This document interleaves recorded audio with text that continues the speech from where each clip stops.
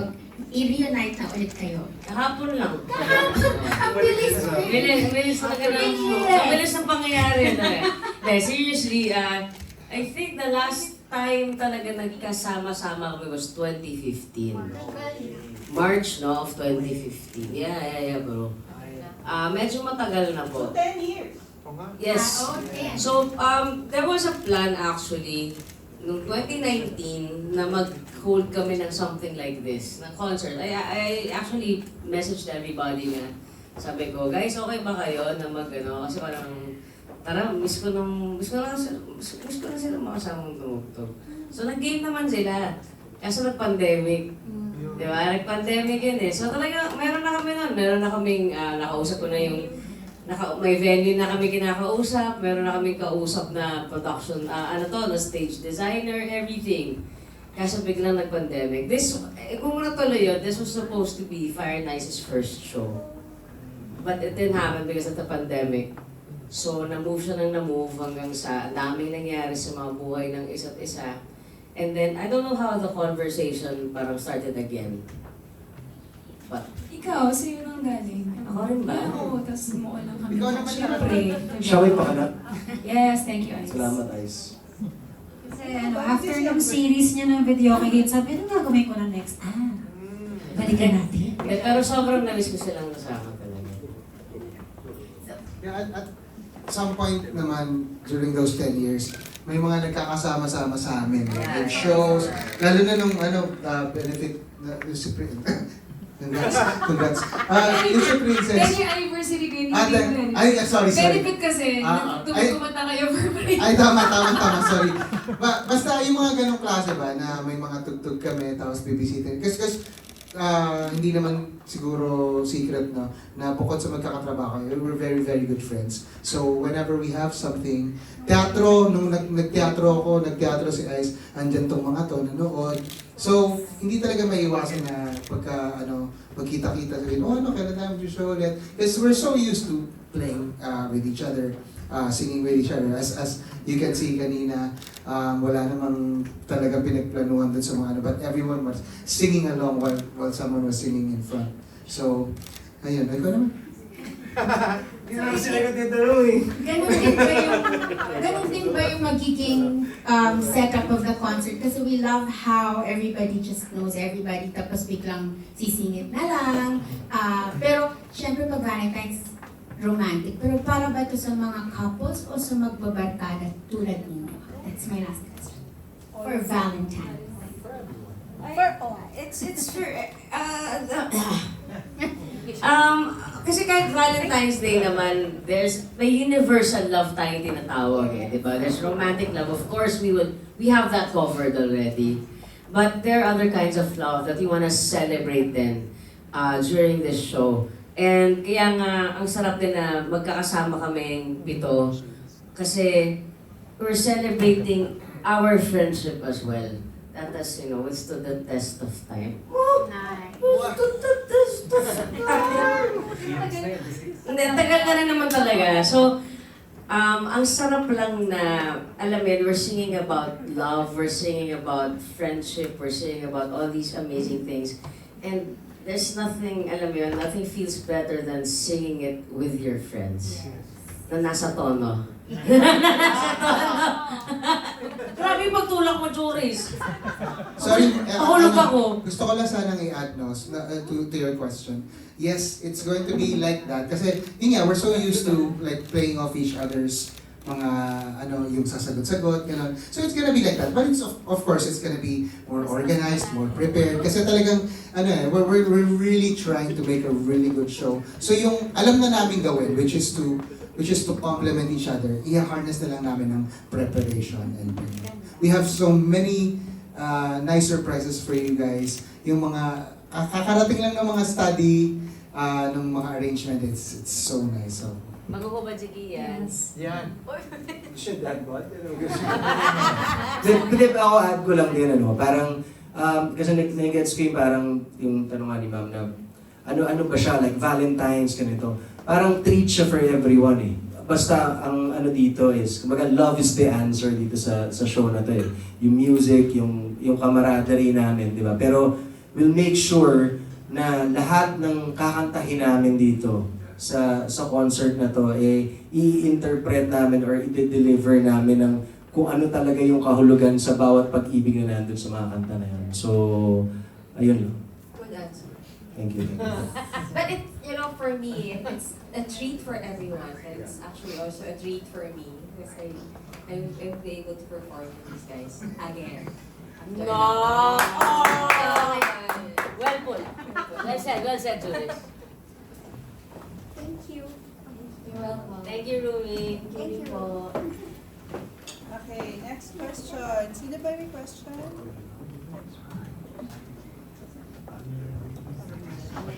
So ano, ayan, sinira. Carpenter. Sige, dagdag lang din ako. So, Ice is actually directing the show. But our team, I always do the creative direction. So, the Love Sessionistas is actually their love letter to their fans. Kasi napakatagal na rin na inaabangan sila. It's been a while since they've seen singing together. So, napakasarap na makita sila na magkakasama ulit singing because hindi naman natigil yung kanilang careers after Sessionistas, di ba? After that, they've actually went on and live out their careers. Yung iba nagkapamilya. So, it's nice for the fans to also be updated. Nasaan na sila ngayon, di ba? Where are they now? What have they been doing? And ano na sila from the last time na nakita sila together. So, it's a concert of their journey as friends, but also their journey as individuals. So, yun talaga yung makikita natin. Hindi lang natin sila makikita as Sessionistas, but makikita nyo sila as Noy, City, Kian, Princess, Duncan, Juris, and Ice. So, it's super exciting dahil ibang klase yung chemistry nila. We had a photo shoot last November, right? And talagang hirap na hirap yung team makakuha ng decenteng picture. Kasi Parang Lisa, parang huwag mo ituloy yung sasabihin mo. talagang nagtatawanan lang sila. So, ayun, napaka-exciting.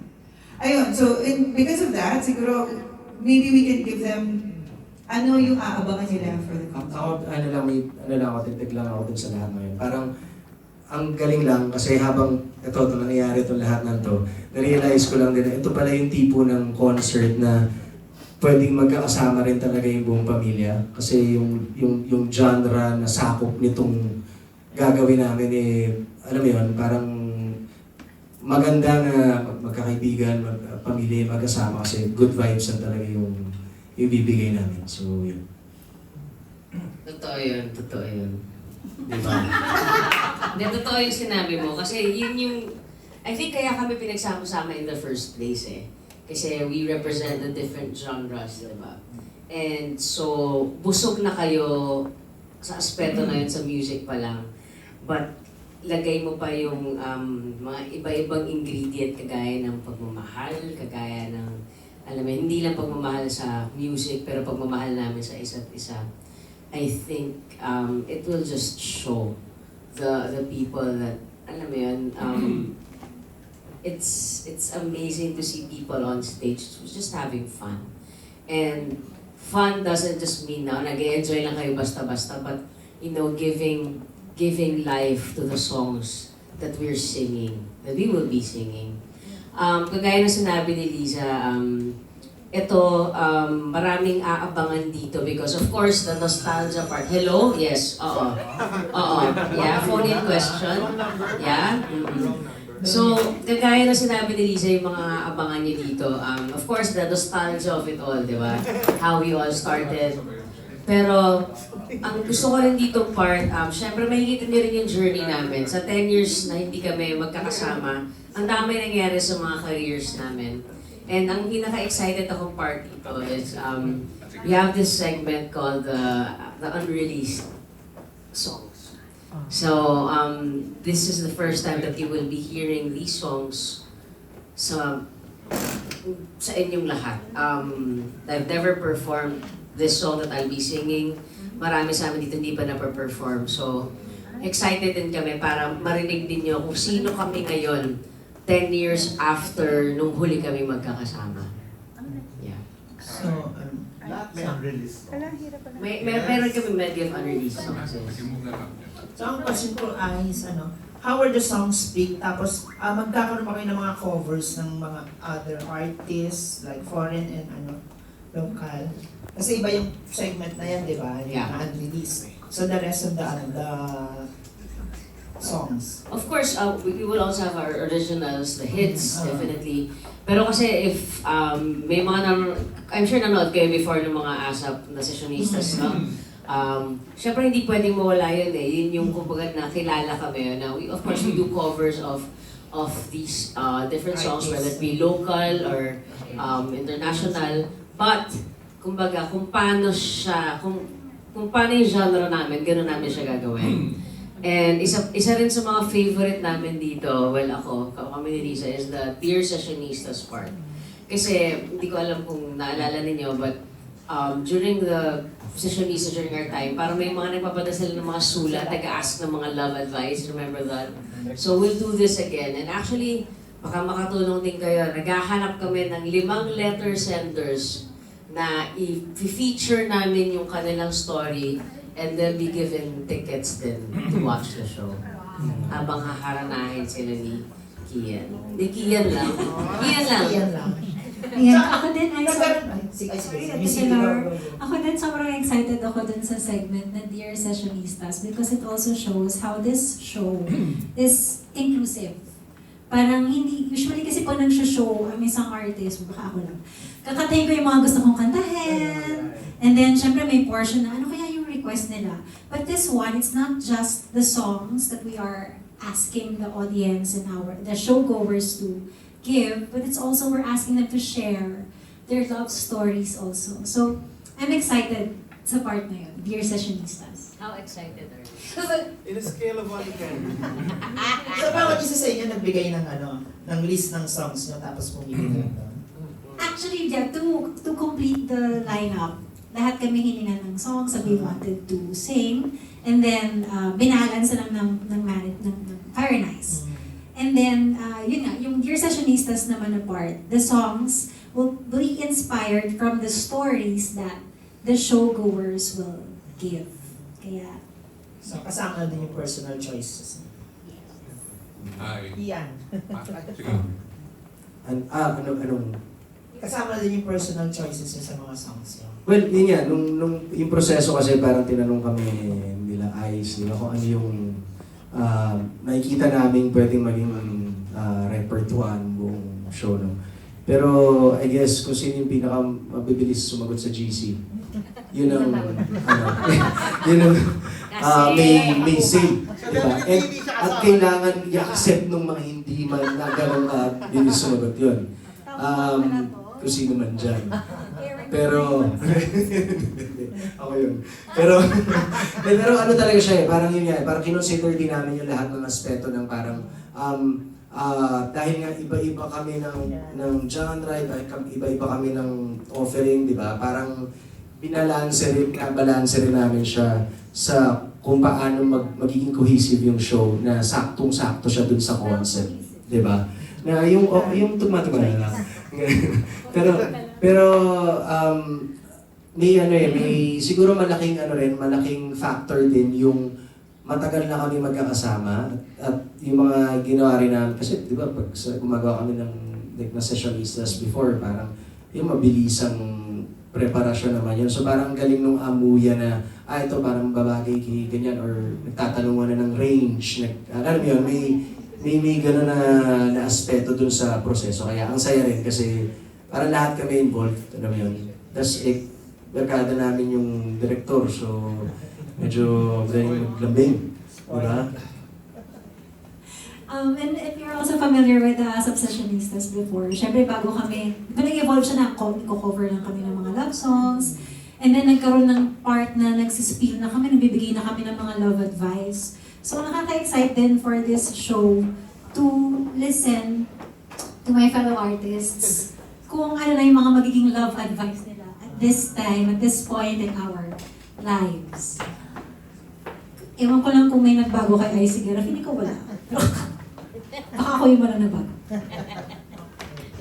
Okay, hi. What happened exactly to the sessionistas? Why did it end? Ano ang official explanation sa inyo? Ewan ko. It's 3 in the morning. That's actually a good question. Ano yun, no? Bigla na lang... Just like everything else, you know, things end. Yun sa amin naman, it's if ang question is, did it end nicely? Of course it did. We're all very good friends. We were all still hoping to still do it. Ganun lang, just yung mga house shows, you know, kailangan matapos na. But I can definitely say na ang Sessionistas kasi, aside from being that show, the Sessionistas is asset. So hanggang nandito kami, hindi natatapos yung Sessionistas.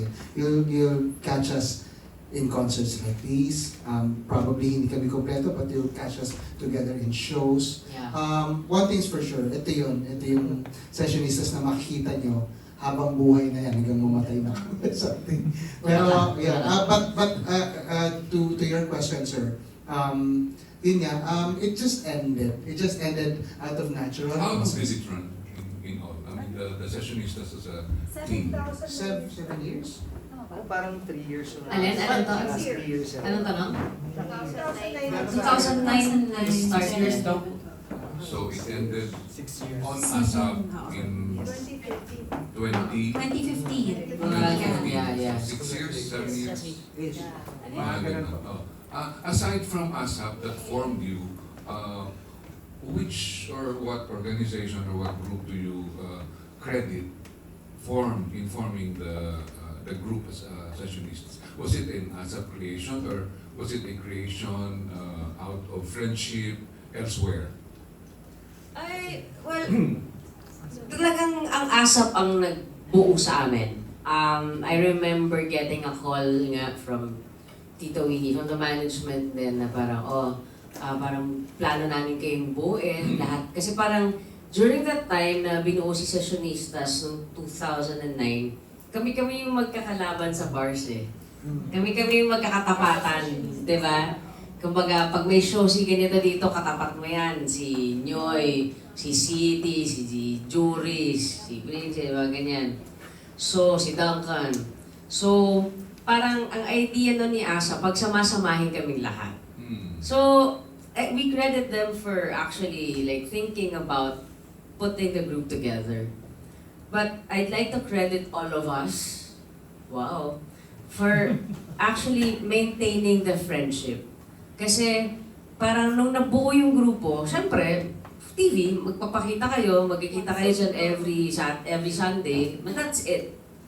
Pero siguro kaya nabuo to ng ganito na after so many years, solid pa rin siya. Kasi we made it a point na it's not just about work, but it's about friendship as well. Na, you know, every Sunday we look forward to it kasi after ASAP we'll have lunch together, lalabas kami talaga, tapos magkikwentuhan kami. It became sort of a routine, a weekly routine sa amin. Na the singing is just one part, but the chikahan after is parang that brought us together. And even though may times na hindi na kami magkakasama, natigil na yung paglabas namin doon sa TV, we'd still go out, like we'd still have lunch together, definitely malapit sa bahay ni Juris, kasi napakatamad niyang lumabas ng bahay. So, yeah. Totoo po yan. Totoo po yun. Grabe. Ermitanyo po yan. Grabe siya. While doing ASAP for 6-7 years, I don't remember having seen or heard that you had a show together in a bar or a club. Did you ever do those things? No? Yeah, we would do those As sessionistas. as Sessionistas, but usually benefit show. Oo, pero never sa bars. It's more, bars minsan. Pero mas big shows like Araneta. We did Araneta. Yeah, we even toured sa, It was produced by ASAP before, yung ASAP, time na ASAP. nasa show pa kami. Opo. Pero as yung kami-kami lang, loosely we organize. Oo, pag kanyari meron kailangan ng ano, tara guys, Oh, yeah. puro ganunan, Usually, kami-kami. maraming mga benefits, Yeah. yung mga may binagyo, ganyan. So, si Cindy may mag-organize ng ganun. So, thankful na kami nagkaroon ng chance to be together. Kaya akala ninyo, yung birthday ko, benefit din. Kasi pinagsama-sama ko dun sa lahat. Sa bar din yun. Kayo yung original, kayo ba? O merong wala dito? Ang original po, si Kami. si City, si Duncan, si Julie, si Ice, si Nina, Nina, si Richard. Yun. Opo, Richard Poon. Tapos, dumagdag ako noong 2010. Mhm. Tapos, sila po yung huling dumagdag ako. So kayo na yung sa show ito ngayon? Yes. Yeah. Okay. Sorry po, but just to make things clear, kasi it's so easy for us kasi to do shows before. Kaya lang, yung brand na Sessionistas, medyo naging malaking brand siya. So hindi namin siya pwedeng basta-basta na lang gamitin sa mga ano. So, in answer to your question, palagi po kami nag-show together. Pero we can't always brand ourselves as the Sessionistas. Kasi minsan di kami kompleto, minsan may mga kasama kami na hindi naman kasama dun sa group. But it was such a regular occurrence playing with each other. Pero first time na ganitong naka-konsepto talaga po na yung buong kalibre nung Saka first time din namin, ang dami namin ginagawa para sa TikTok. yung tanong nga rin, sir, Nasa ganong henerasyon na tayo. diba, yung parang yung sa ASAP na parte, parang kung meron at meron din talaga i-credit kung paano kami nagkasama-sama. Sila talaga. And we're really grateful na nangyari yun at Shout kami. out to Miss Joy. Yes, and ayun, parang kumbaga, ang smooth lang kasi kaya rin siguro nakikita nyo na ganito na kami loose and casual sa natin. And dahil parang yung Sessionistas, ako napaka-special din sa akin dahil wala siyang bahid ng kahit na anong drama. Alam mo yun, parang talagang, maayos lang lahat, tas lang na maayos. So, yun nag-excite din sa akin personally dahil siguradong masaya lang talaga siya na reunion parang gano'n. Sa ASAP din, Okay, go ahead. Sa ASAP din po kasi, parang naka-isang dressing room lang kami. Kasi sa ABS, maraming malilit na dressing room siya. So usually, wahiwalay. Kasi isang tao, dalawang tao lang kasha. Kudos to ASAP. Talagang yung pinakamalaking dressing room doon kami pinagsama-sama. So that also contributed dun sa factor na maging close kami. So may show may. Yung iba na kasama dati sa Sessionistas, why are they not part of the show? This show? It's more of an availability issue. So, when I floated the idea, I already messaged the management of Nina and Richard, but they're both not available. I think Nina has a concert the day before us. So, yun. So, hindi po nagka-tugma. Thank you. Ay, Janice has a question. Ako na muna. Sige, go Jerry. Ay, nasabi mo naman na talagang 10 years mula nyo rin yung pagkasama-sama. Yung journey nyo, ang daming nangyari. Dun sa 10 years na nangyari yun, paano nag-evolve na bago yung pakahulugan nyo sa love? Love for family, love life, love sa pansaman, o kung ano man. Para mas may hugot kayo sa mga kanta ninyo. Ako sisimulan ko yan. Naalala ko noon, hindi ko malilimutan. Kasal to ni Juris. Okay? Pareho kaming broken-hearted ni City. Naalala ko yun, sa sobrang broken-hearted namin, tumambay pa kami sa Burgos Circle. Sa Burgos Circle. May dala kaming wine, nasa gitna lang kami, nagpagpagtuwang kami. Tapos parang nag-iingit kami kay Joe kasi parang nahanap na niya yung kanyang the one, alam mo yun, parang... Naalala ko yun. Hindi ko mapanood si Juris tsaka si Galvin kasi sobrang hindi ko ma-take. Hindi ko ko alam kung nangyari na ba sa inyo yung ganung level ng kawasakan. Hindi nyo kayang makita yung sobrang pag-ibig ng dalawang tao para sa isa't isa. Talaga hindi ko talaga matignan kasi walang-wala ako nun. Oo, so talaga. So lasing na lasing kami. Nandun kami sa gitna ng burger circle. Tapos di finally, okay, sige, tara, tara, sits. Hatid na kita sa inyo. Lasing na to, hinahampas na yung driver namin. Kuya, kaliwa! Demure ako. Bosa. So, umabot kami sa gano'n, hanggang sa ako, na-meet ko na yung nakita ko ulit si Liza. Kasi even my past relationships, they were witnesses to that, na how it was falling apart. So, alam mo yun, kumbaga, siguro yun, kumbaga nakakatuwa lang na na-witness man nila yung pagkakawala ng dating relasyon ko. Nakita rin nila kung paano nagsimula yung sa amin ni Liza. And now that has blossomed and now we're 10 years together and married. So nakakatuwa lang that nandyan sila. Kumbaga, kaya masasabi ko na itong relasyon namin na meron kami, itong grupong to, hindi lang sa showbiz. Alam mo, we were there for each other. Like, literal, nandiyan kami for each other. So, I think, ang laki rin siguro masasabi ko na yung love, na kung ano man yung iniisip ko what love is, sila yun. And in different phases. Ito yung epal na love. Ito yung... No, seriously, I love these guys. Love you guys. Okay lang. Saks. Dyan. Janice, question? Hindi sila pa, sila rin. Ay, sorry, lahat pala. Pugusta. Ako?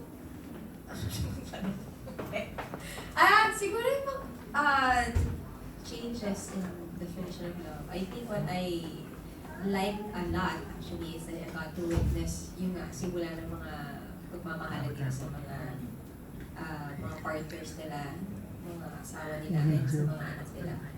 And nag-iba na yung mga sharing namin. Like, siguro mga after ilang years, we would meet up with lunch. Minsan sasabihin ni, iba na yung usapan natin usapan mga nanay, sumante.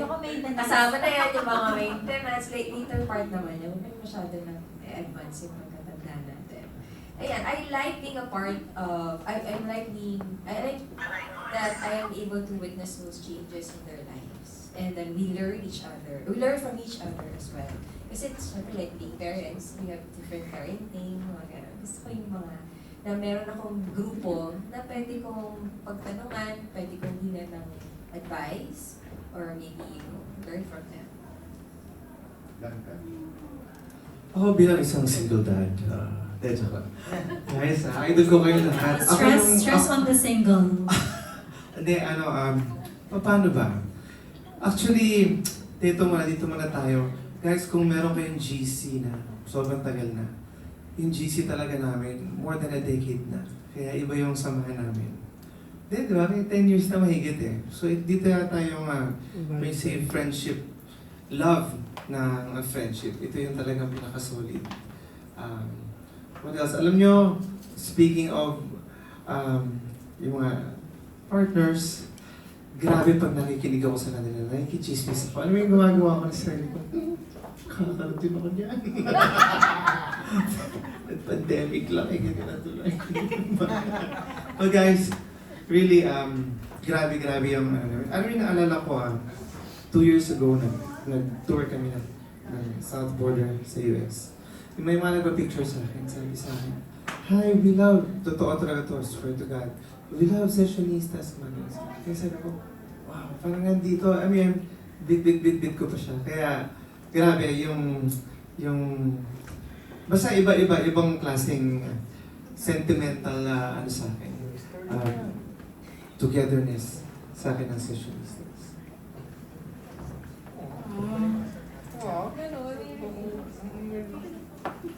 Anyway, sige, to answer your question po, yung sa pag-evolve ng klase ng love. Simula kasi nun, syempre, mga single pa kami, Tapos kinasal na yung iba, and then nagkaanak na. So, ang dami po naming anak pag pinag-add po lahat. Ayan. So may mga new generation. So, ako personally, yung pagkanta ko, nung nagkaanak ako ng iba, parang dati kasi parang ang bilis ng pangyayari, parang kanta dito, kanta ka dyan, yung asap na, ito na yung study, kantahin mo, nag-ganyan. So I just study the song, and I don't pay attention to the words, to the meaning of the song. So when I became a mom, nag-iba na yung pagkanta ko in a way na mas ninanamnam ko na yung lyrics. And when I sing sa gigs na ganyan, parang I just don't sing any pop song. Dati ganun di ba? Kanang pop, ginagawa kong acoustic cover, ganyan. So now I get to choose the songs that I like, the songs that have meaning to me. And I'm able to sing it from the heart. Na natutunan ko sa mga idol ko dito. So, pag ako kasi, kahit nasa stage kami, pag kumakanta sila, talagang pinagmamasdan ko kung paano sila kumakanta. Siyempre, I try to learn from them, how they sing, how they move, how they talk. And yun, sobrang thankful ako na ang dami kong mga learnings, saka mga takeaway, not just sa professional, being a singer, but also how to be a good human. Yun yung sinasabi nila na hindi showbiz. Kasi syempre ako, marami na rin ako nakasalamuhan na mga artista, mga ibang singers. Karamihan may wall, alam mo yung gano'n. I don't know if you have that ever encountered that, which is understandable kasi you have to maintain your privacy, diba? If you have that fame. What I appreciate about this bunch of people is sobrang kami magka-wavelength. It's so comfortable to talk to them about anything. Kahit nag-aasaran kami, hindi kami nagkakapikunan, gaganti na lang kami. No, but I really treasure them. I really treasure them as friends. And honestly, lahat kayo idol ko. Lahat. Idol ko kayo lahat. Si Kian? Uy, no! Idol ko talaga si Sis. Idol ko talaga si Kian. Sobrang galing. Hindi lang sa pagkanta pero sa buhay. Lapit niya ni Sis. Idol ko talaga yun. Ay, yung doktor ko pala. Yung doktor ko. Yung asawa ko. Asawa mo yun, Sis, ha? Doktor ko rin yun. Yung asawa ko. Kasi pediatrician siya. Oo. Ay, yung lahat ng mga, halos lahat ng anak nila. Yes. Oo nga, halos lahat. Yun ang idol ko rin talaga. Siya talaga. Pasyente ng asawa ko. Pero yung doktor mo, asawa mo. Siya rin. Yung doktor ko asawa ko. Ayun. Ako, ano ba, parang...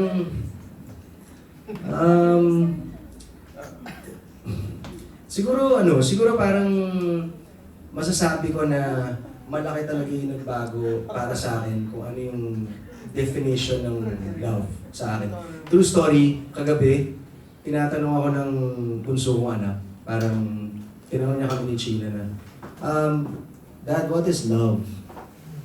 Tapos parang, alam mo yung ako parang i-explain ko siya na, pero hindi ko ma-explain ng maayos kung what is love. Paano mo siya parang sobrang abstract niya na bagay na hindi namin mix. Sabi ko, tanong mo sa mommy mo.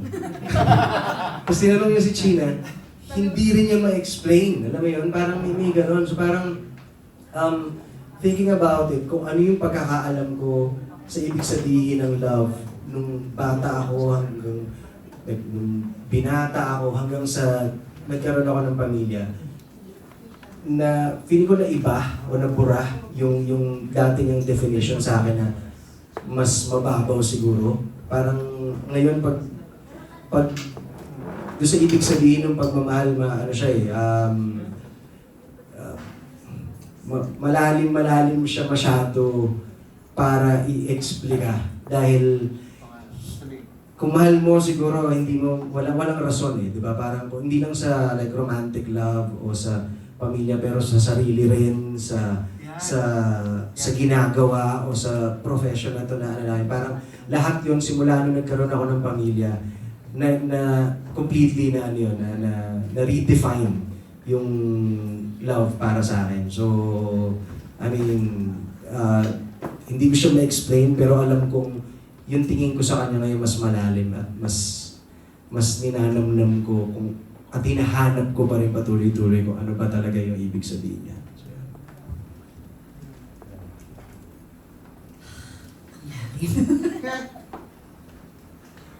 Okay, para sa akin naman po, di kita.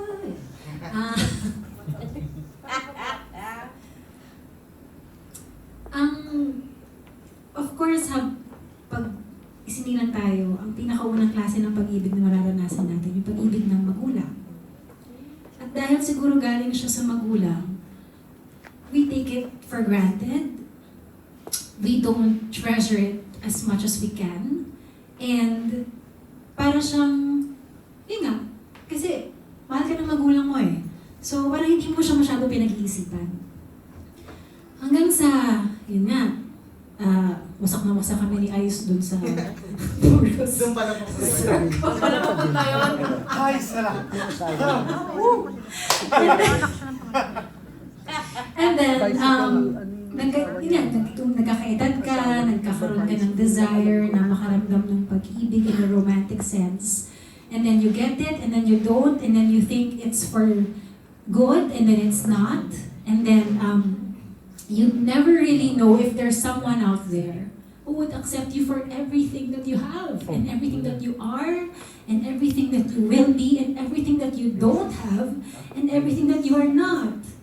And then, finally, God blesses you with someone who actually really loves you, and hindi ka makapaniwala. And actually, I wrote a song about this for my husband. Alam mo ba kung paano mo napasaya ang buhay ko nooy walang gagana-gana? Kasi ganun ako before na I was just going through the motions of life, just living, na parang grayscale lang lahat. Pero nandun ako. And then he came, si Joey, and we're 10 years married this year. And so yun nga, sobrang nagkakulay yung buhay ko, nabigyan ng, pagkarating ng taong ito, nagkaroon ng kahulugan, ng kulay, ng bigat, ng something, ang word na pag-ibig. And then I became a mom. I have 2 kids, 6 years old and 3 years old. And sila naman din, may dala rin silang lesson sa akin kung ano yung pag-ibig. And I learned true love also true and real love also from my 6-year-old, na kahit feeling ko, ang dami kong palpak as a mom, she would still hug me and say, "You're the best mom." Tapos parang ako, how can you say that I'm the best mom? And inwardly and outwardly, I do a lot of things and for me, hindi ako best. But there she is, in all her pure love for me, saying that. And I come to a conclusion now, at this moment, that love is a gift that when you have it, talagang you should really treasure it.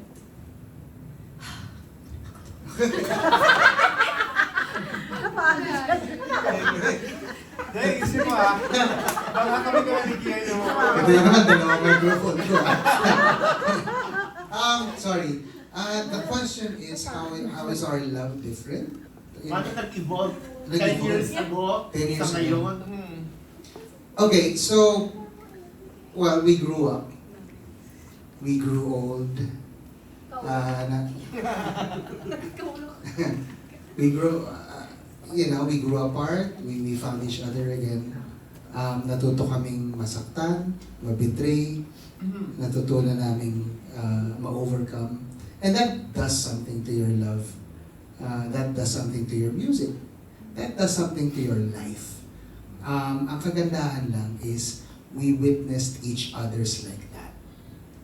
Yung mga transition na yun, yung mga ups and downs, yung mga sakit, yung mga halos ikamatay mo na sakit, tapos yung bangon mo, na-experience namin yun with each other dahil magkakasama kami. And like I said, that does something to your love. Talagang makakabuo ka ng bagong meaning ng pagmamahal dahil doon. At